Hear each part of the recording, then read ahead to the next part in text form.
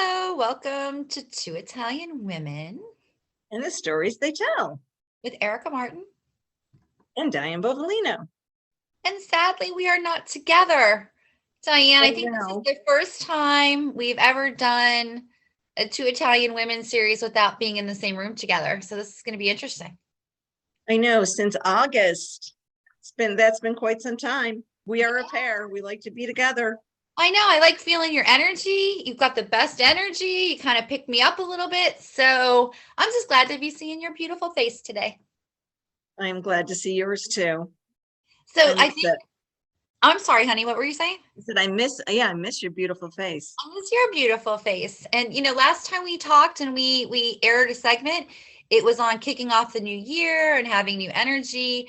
And you gave the beautiful challenge of the word of the year. So why don't you talk a little bit about that and maybe what you selected? I'm curious.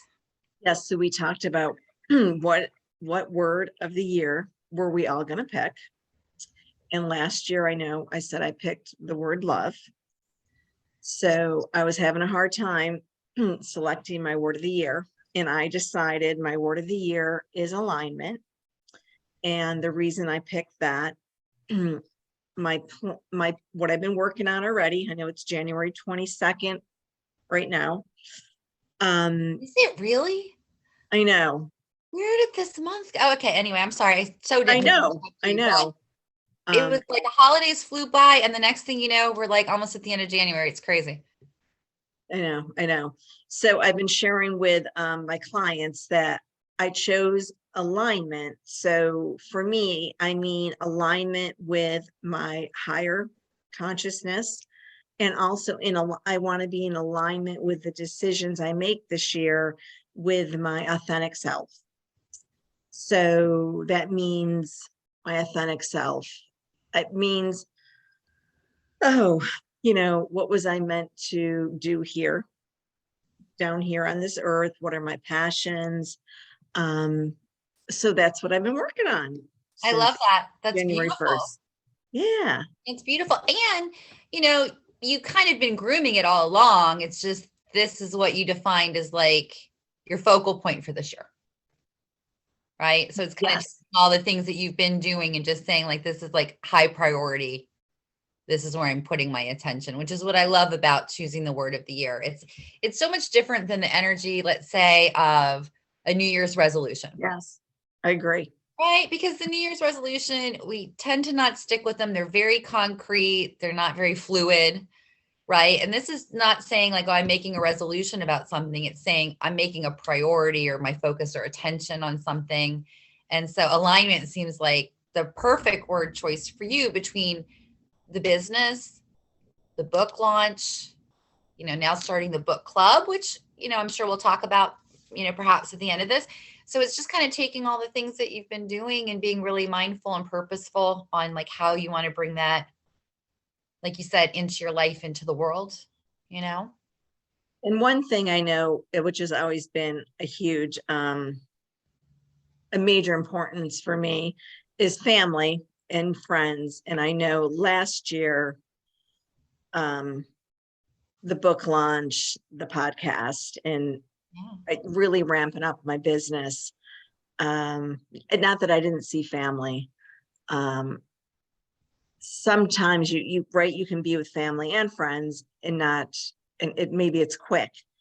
Or maybe you're not totally present, but part of my alignment also is to really be, when I'm with my friends, right, to be with my friends, to be with my family. And I know I know my birthday's the day after Christmas. You kind of get ripped off a little bit on that one. A little bit. So I know since I got back from New York, I've been seeing some of my friends, and my fiance said, boy, you've been busy. I'm like, yeah, I know. Been celebrating my birthday. And I know my brother John's like, yeah, your birthday just goes on and on. I'm like, yeah, of course. But I know as it should. I said, but also I know I've been, part of my passion's been with my alignment is also focusing on really being with my friends and my family. I So, think that's amazing. And you know what I loved last year when you talked about when you chose love, you used the word infuse. You said it's about infusing love into all the things that I do, right? And so this is like it's infusing that alignment in all the areas that are really important to you, and having that hyper focus on that. And I think when we looked back, because we do groups with empaths and other people we work with, they loved the result of when they had the word of the year, because we've been doing this a couple of years now with them, about how they could see the result of how that word really impacted them in a very positive or powerful way. Right. And so for those of you out there, this is why we ask. This is why we try and give you an assignment.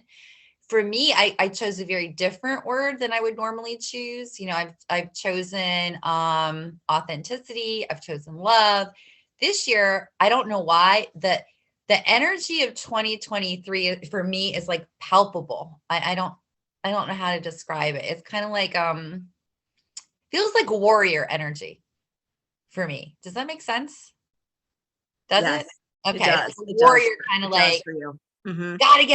gotta get stuff done kind of thing. And I think when we look at the number 23, Diane, refresh my memory, I'm not 100% sure, but I think we looked at it and it said it was all about transformation, Yeah. revolution, spiritual awakening, right? And so Yes. just those words alone kind of gave me like a little fiery kind of feeling. So this year I picked fearless.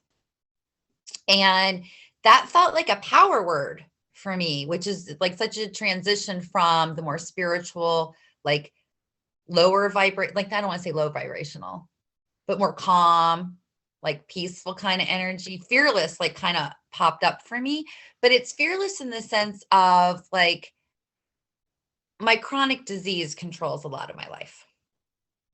Right. And so sometimes we will take extra precautions or measures or allow our anxiety or our fear to prevent us from doing things that we really want to do, because we're always trying to prepare for any eventuality, you know, or what if I'm not feeling well, or what if the, and so this year I'm like, okay, I'm living more from that fearlessness of not allowing things that cause me anxiety and fear to control me, to live more for the things that I want to take that risk because they're important. I don't know if that makes sense, but Oh, perfect sense. You're yeah, going to be a badass this year. you know, I'm feeling a little bit badass energy this year Yeah, in a very spiritual way, if that's possible. it is. Yeah. It So is.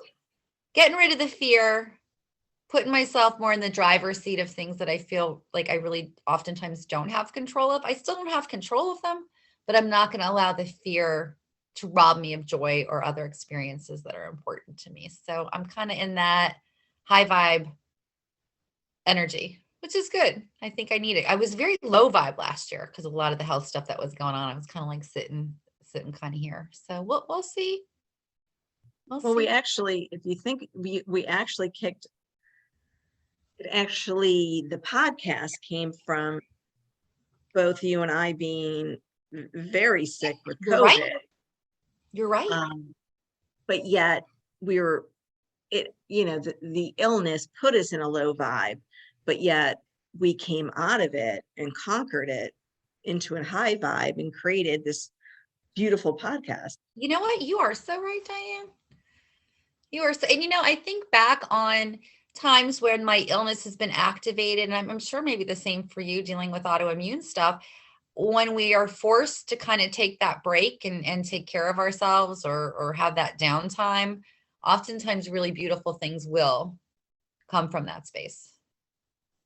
I think the trick is to not get so run down that our body forces us to take that break. Exactly. It's like take the break or read the signs the body's given us to take the break. Correct. I know this weekend I had to read the signs. So thank you for doing this on Zoom. Oh, absolutely. And I've had those moments too. You know, when we push ourselves because, you know, we're people pleasers. We don't like disappointing people. We take our job seriously. We take this podcast seriously. We take being a daughter seriously, you know, all of it. And so It's like you always feel like something's got to give, and you just kind of even don't know where to cut corners, right? It's like, because all the things are so important. And I think that's so true of empaths in general. You know, we talk about being empaths on the show all the time, but why, Diane, is it so hard for us to ask for help?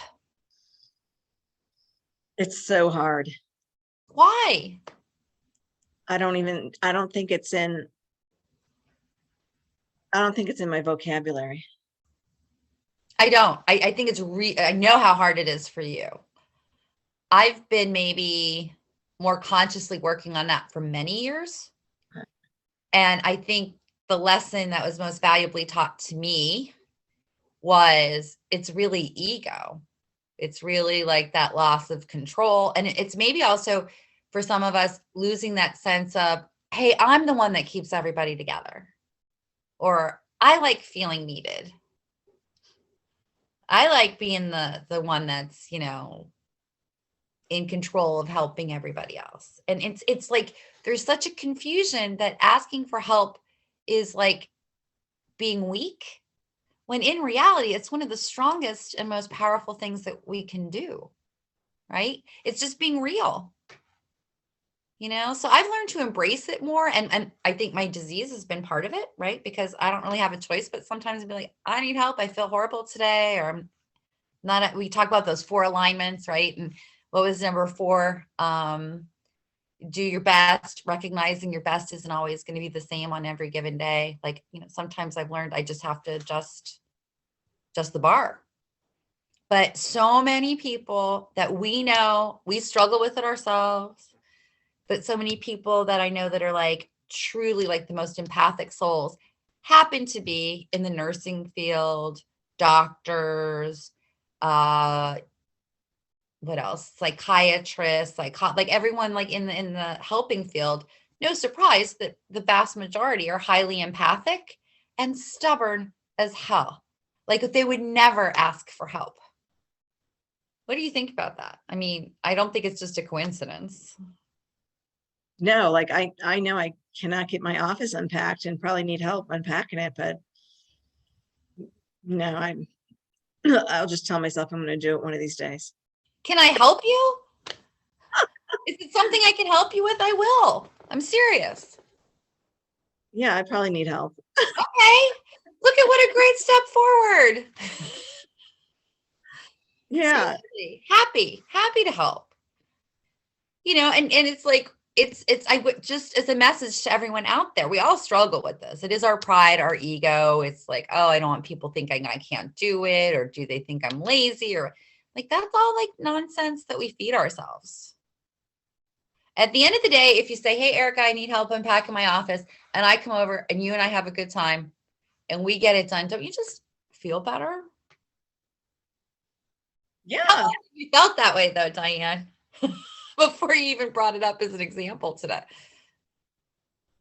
Oh, I can like pack the stuff up to get to the house, but unpacking, it's like I freeze.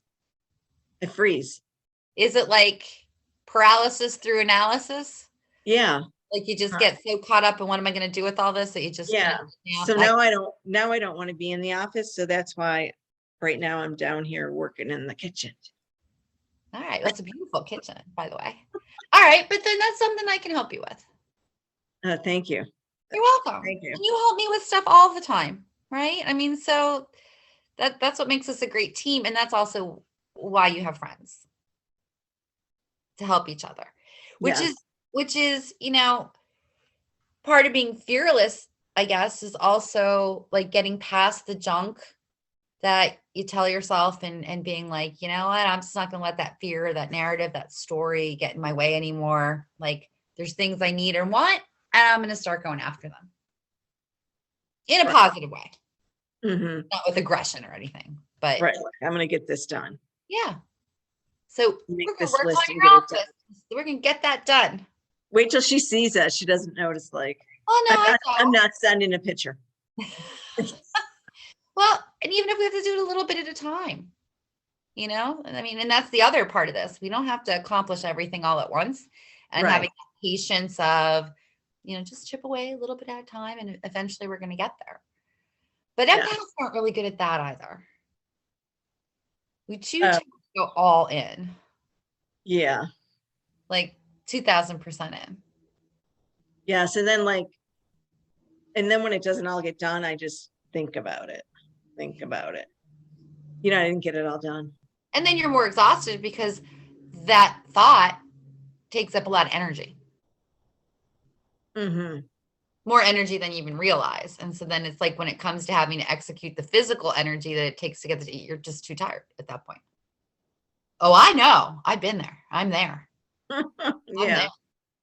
And you know, the part that you and I talked about as we were prepping to do this little segment is how many of our friends, colleagues, co-workers, etc., have been struggling with like serious ongoing illness in the last 6 months, you know?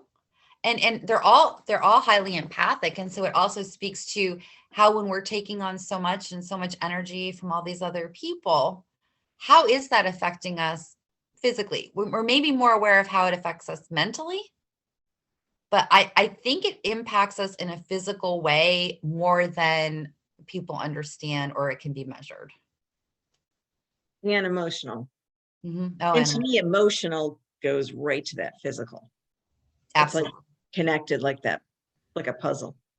Absolutely. And so, you know, when I think about it, like I've had 2 friends who've been struggling with long COVID, you know, for almost a year. One has been at Johns Hopkins in and out of the hospital, you know, trying to get the symptoms. I mean, some of them are, you know, pretty striking. I think most people know about the cardiac part that comes with COVID. I think most people do. But the brain fog, the neurological issues, like, you know, on like for some people, it's usually in their limbs, Oh, you know, just really weak in the limbs, primarily the legs or the hands, like where you have to grab things.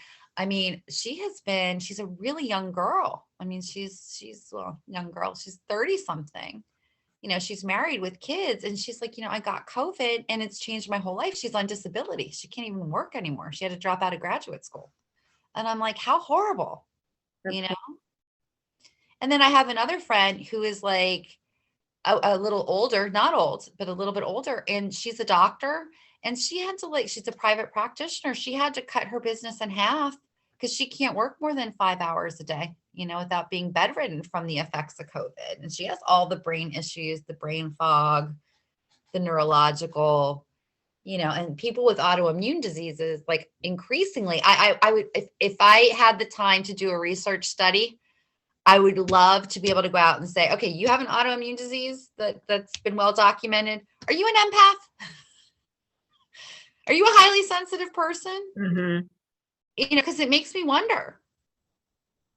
There's just a link there somehow. I think we just take on so much energetically that our physical body just can't tolerate. Mm-hmm. Oh, I agree. So how do we manage it? I mean, you're really good at, you know, in your work and in advocating. You know, I do all the talk therapy and then I add some Reiki, but like when you have clients that are really struggling, like what's your go-to?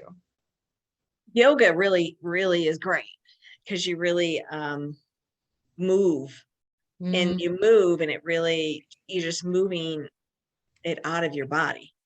right. And I know the yoga I teach is the vinyasa flow. So it's not that it's not that it's easy, but it's not all that hard. And it's amazing. On Saturday, I taught an hour class and how much better I know I felt afterwards. Yeah, you And said that. You said that you honestly, like even like your migraine that you suffer with was like, yeah, I just felt anew. And I just started out with a mantra. We did a little meditation first, my client and I, and it was like, you know, release negativity, did a reading, let's all is well. And we got our heart beating. And after an hour, we felt great. And I always do Reiki at the end. Even if I have a group class, I'll send Reiki to the whole group and go around and do a little bit of Reiki. And even that 5 minutes of Reiki integrates all that yoga. Yeah. But I think that's, one of the best ways for me to really get everything, flowing and moving. And, that was the gateway to kind of get me into this too. I think I've shared, once I got into yoga, I felt more grounded, more present. You can't really think about anything else, right? Exactly. You You're have thinking to about breathing. Yeah. And how to stand or how to you can't balance. hold a pose if you're, thinking about all this. And it's harder than it looks for people out there who are like, oh, it looks so easy. Yeah. Looks easy. Doesn't mean it is easy. Right. And you're thinking right leg, left arm. Your brain's, working. Absolutely. Absolutely. Which isn't right now. I'm taking a class for continuing education on Alzheimer's. And a lot of what I'm learning is how yoga and meditation helps all of us to combat getting Alzheimer's and dementia. And a lot of it is, I'm only on module 3, but a lot of it is we're using our brain. And the brain parts of the brain that we probably underutilize. Which is why they say, like, do puzzles, keep the brain active, do things that challenge the brain. Not to say that, I mean, if it's genetic or you're predisposed, you're obviously at higher risk and some things are unavoidable, but there are things you can do, like you said, to just improve brain function overall. Absolutely. And they did a study, don't ask me when, I don't know, about the effects of meditation and different types of noise. Like, how you have white noise. They also have like green noise, pink noise, brown noise, and like how those sound waves actually affect and stimulate different parts of the brain. And meditation was shown to remarkably improve certain aspects that are related to like being calm, being more centered, being more grounded. So, for people who are like, oh, it's a bunch of hooey, there's actual science where they measure and examine the brain before and after, and those things are pretty conclusive.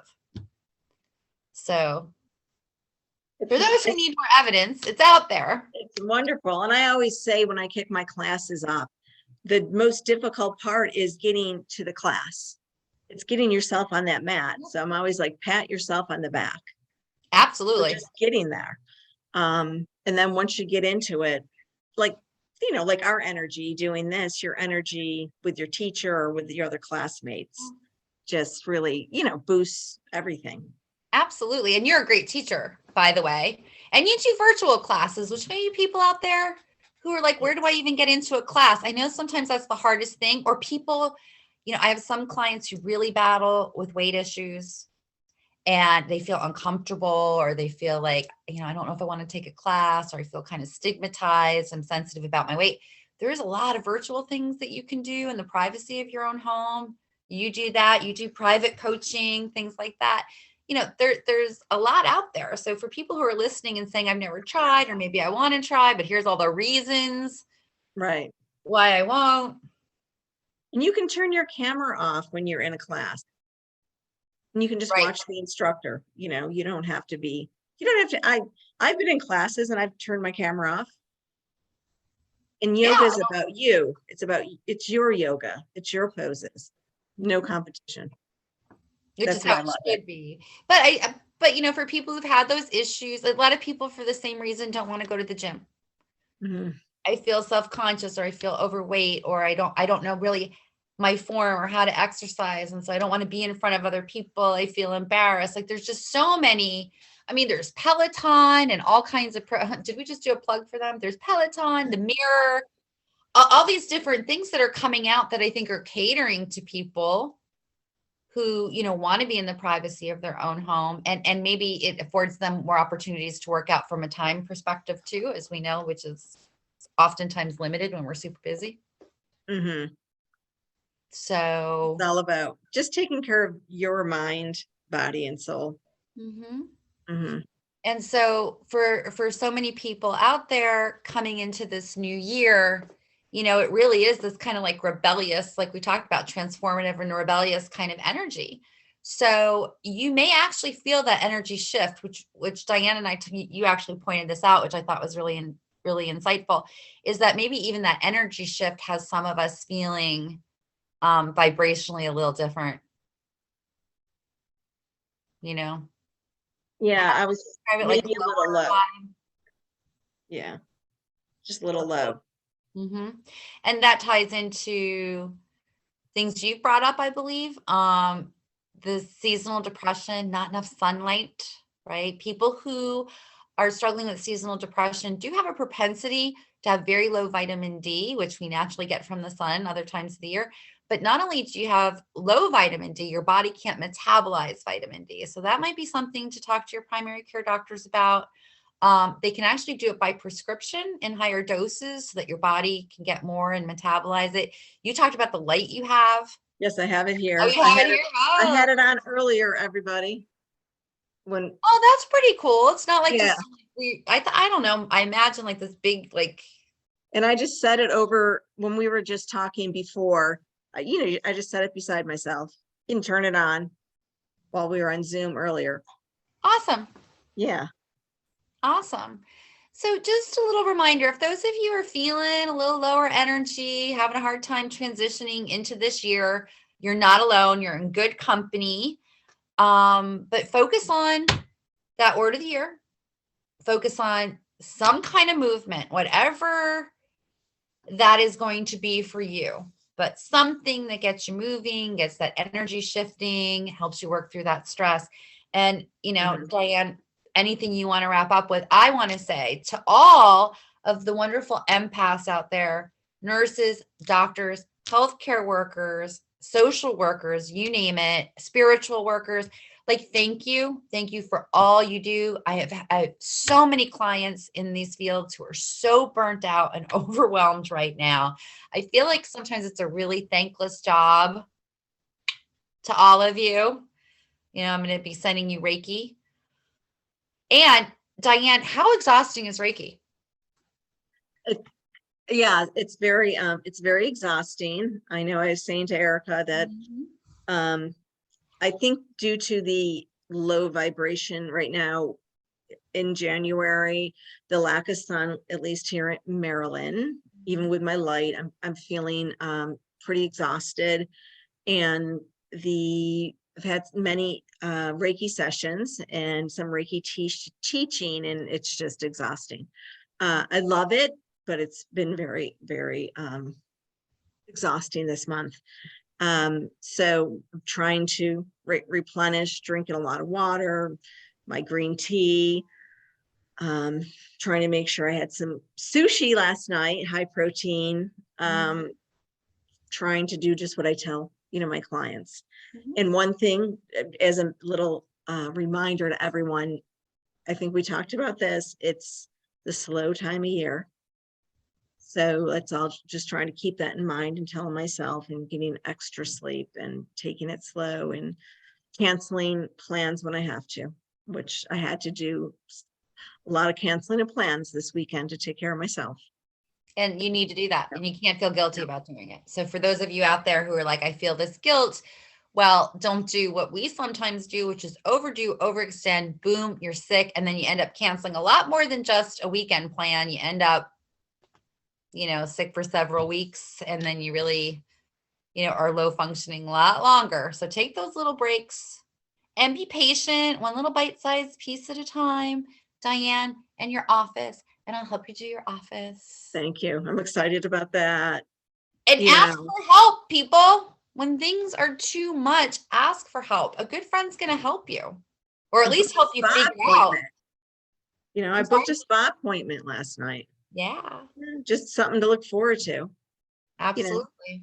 And it can just be a little mini spa appointment. It doesn't have to be anything big. Get your nails done. Give yourself a facial if you want it home. A self-care day at home, a bubble bath. I always go to the bubble bath. That's kind of like my thing. I did that too. I did a bubble bath the other day with some products you gave me. I got a little short pedicure the other day. Yes. So And, but yeah, it's been fabulous. I'm glad that we got to be with all of you today. And I know we have some stuff to what wrap up with. What do we have? Well, we have the book club for Females United that we were talking about. And I believe we said it's going to be the first Tuesday of every month. And that will be beginning on April 4th. Yep. So that will be the first Tuesday of every month beginning April 4th.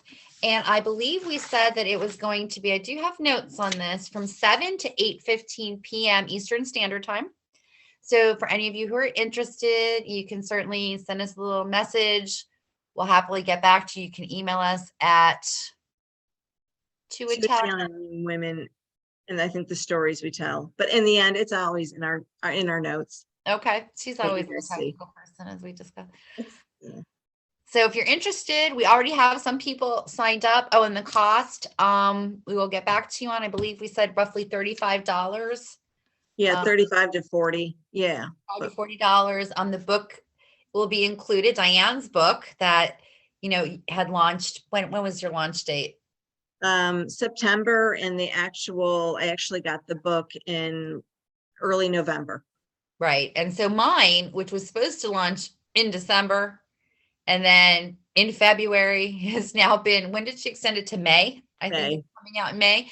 So hopefully by May, you'll have a copy of Diane's book. You'll have a copy of the book that comes out with the co-authors.